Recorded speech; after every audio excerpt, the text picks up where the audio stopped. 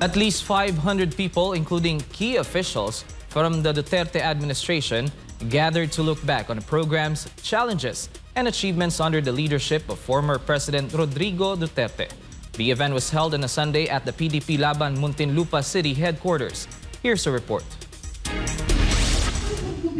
In the program titled Revisiting the Duterte Legacy, former officials shared their experiences and insights on the key initiatives of the Duterte administration, including the anti-drug campaign, infrastructure projects under the Build, Build, Build program, and other development reforms. Several local officials and supporters also attended the event to gain a deeper understanding of the Duterte legacy and its impact on the country's current state. The gathering aimed to evaluate not only the accomplishments, but also the challenges encountered in implementing projects and policies during former President Rodrigo Duterte's term. According to Attorney Silverio Garing, the event's lead organizer, it is important to sustain public discourse on the policies of the previous administration to determine which ones should be continued, revised, or strengthened by the current government. For him, Duterte's legacy of good governance is an act of heroism, earning him the title of a living hero of the Filipino people.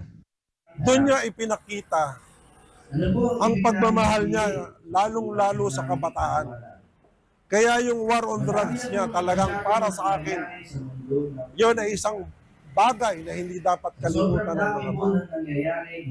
Noong mga panahong siya ang Pangulo, makikita mo sa kalye natin, safe ang mga taong naglalakad. Also in the attendance were former PAGCOR board member Attorney Jimmy Bondoc, former PACC chairman Greco Belica, Duterte Youth founder and chairman Ronald Cardema, former Pasay City Councilor Edita Wawi Manguera, and Dr. Arvin Bong Tolentino. Pero yung good governance, hindi po kasi matawaran. No? Ramdam ng tao yung kanyang governance. The implementation of laws were equal. No? At sa kanya, sacrificing the interests of the few for the good of the many.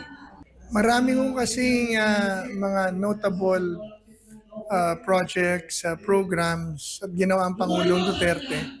Noong kanyang panahon, napakarami. He has plenty of legacy, peace and order, the drug war, the war on corruption,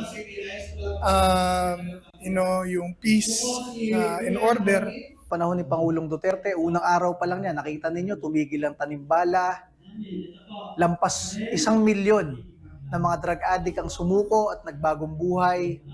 Ang ating mga kababayan at yung mga pamilya, yung mga anak ay nakakagala, nakakapaglakad sa gabi. Yun ang tunay na legacy. Nag-iwan siya na iginuhit sa bansang Pilipinas. Tulad po ng mga nabawasan ng corruption, nagkaroon ng respeto at takot ang mga national and local government dahil nga po sa alam nila na straight po si Tatay Digong. Yung kanyang legasiya laban sa korupsyon ay isa po sa mga pamana na magandang maaabutan po sana ng ating mga future generation. Kaya lang po, nag-iba ang tungo o patakbo ng ating gobyerno. Sayang ang nasimulan. Sayang. One of Duterte's flagship programs was Build, Build, Build, which laid a foundation for various infrastructure developments. However, under the current administration, several projects, such as flood control initiatives, have been marred by corruption issues, inevitably drawing comparisons with the previous government. Itong flood control na ito, parang mga uhaw sila. Sa panahon ni Presidente Duterte, hindi nila kayang gawin. Kaya ako naniniwala dito, hindi mangyayari yan kung walang kinalaman ng Pangulo sapagkat siya ang pumirma ng General Appropriations Act na yan. Hindi kasi mangyayari sa Pangulo, sa pamumuno ni Pangulong Duterte. That's the point. No? Kasi kaya po nangyari to, at ito po ay hindi paninira, ngunit sa pag-amin mismo ni Pangulong BBM, na hindi niya alam na nangyayari na pala ito. That is the difference. Because Attorney Rodrigo Roa Duterte would have known the legal implications of his signature on the laws, especially on the yearly budget. Noong una, walang ganyang flood control problem tayo. Kung mayroong mga korupsyon na nangyayari, mga maliliit tsaka tagon-tago, hindi gaya nito na garapal tsaka napakalaki.